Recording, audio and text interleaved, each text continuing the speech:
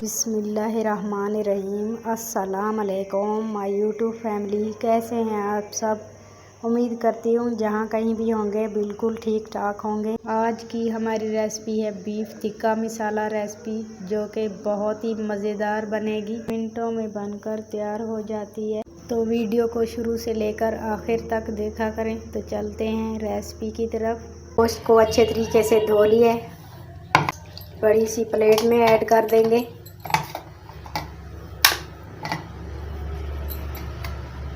अब इसके अंदर डाल देंगे दही को मैंने थोड़ा सा फेंट लिया है। अब इसके अंदर 3 से 4 हरी मिर्चें, इनको मैंने कूट लिया है और ये ऐड कर दूंगी।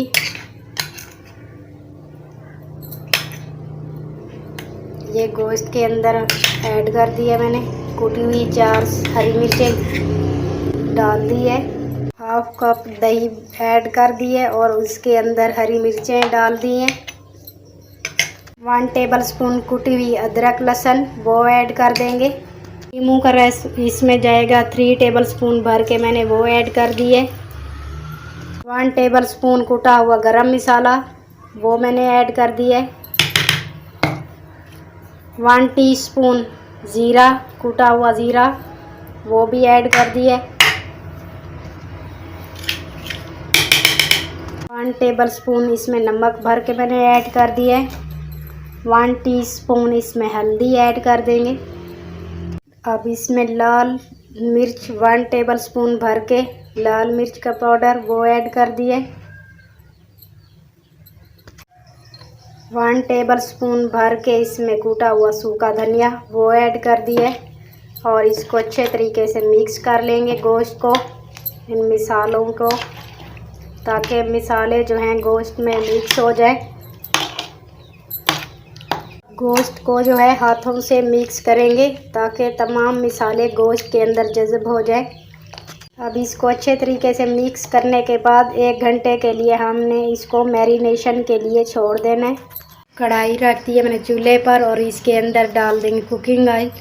1/4 कप इसमें कुकिंग ऑयल ऐड कर देंगे। 1 कप प्याज, इसको फ्राई कर लेंगे। प्याज को फ्राई करने के बाद इसके अंदर 2 से 3 टमाटर काट के मैंने ऐड कर दिए। अब इसको मिक्स करेंगे। 1 घंटे के बाद गोश्त को हमने मैरिनेशन के लिए रखा हुआ था वो ऐड कर देंगे। अब गोश्त को अच्छे तरीके से मिक्स कर देंगे ऑयल के अंदर और गोश्त की भुनाई करेंगे। मिक्स करने के बाद गोश्त को 1 से 2 मिनट भून लेंगे। तब तक भूनेंगे जब तक इसका जो ऑयल है ऊपर किनारों पे नहीं आ जाता। गोश्त को जो है लगातार मैं इसमें चम्मच चलाते हुए इसको भून लूँगी 2 मिनट के लिए।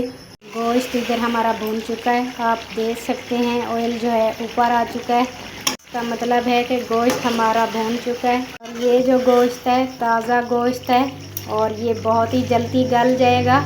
अगर गोश्त को फ्रीज़र के अंदर कुछ दिन रखें तो वो जल्दी इतना नहीं गल सकता। तो ये ताज़ा गोश्त है, इसको मैंने फ़ौरन ही पकाया है। तो इसको ज़्यादा दिन रखेंगे तो थोड़ा सा टाइम लगता है पकने में, सॉफ्ट हो जाता है फ्रीज़र में। गोश्त की जो है अच्छे तरीके से भुनाई करने के बाद अब इसमें मैं 1 गिलास पानी भर के डाल दूँगी और इसको गलने के लिए छोड़ देंगे। इसको एक दफ़ा चम्मच चला लेंगे और ऊपर कवर कर देंगे। इसके ऊपर ढक्कन मैंने दे दिया है और 1 घंटे के लिए गलने के लिए रख दिया है हल्की आंच पे। इसको प्रेशर कुकर में रखते तो आधा गिलास पानी इसमें डालेंगे। तो मैंने इसके अंदर 1 गिलास पानी डाला है और इसी में ही हम इसको गलाएंगे गोश्त को। अब इसका ढक्कन मैंने खोल लिया है। 1 घंटा हो चुका है, गोश्त जो है अच्छे तरीके से गल चुका है और ये देखिए पानी जो है बिल्कुल खुश्क हो चुका है। ऑयल जो है किनारों पे आ चुका है और ये देखें बिल्कुल खुश्क हो चुका है पानी। और इसको हल्की आंच पे पकाएंगे तो गोश्त भी गल जाएगा जल्दी से और पानी भी ज़्यादा इसमें नहीं डालना पड़ेगा। अब एक कोयला मैंने ले लिया और इसको चूल्हे पे जलने के लिए रख दिया। अब इसमें 1 चम्मच टिक्का मसाला मैं ऐड कर दूंगी और इसको कर लूँगी मिक्स।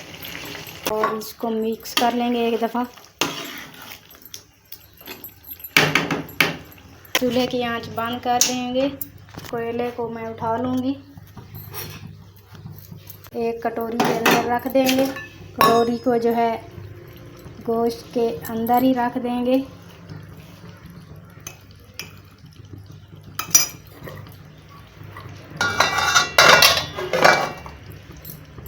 अब ऊपर कुकिंग ऑयल डाल देंगे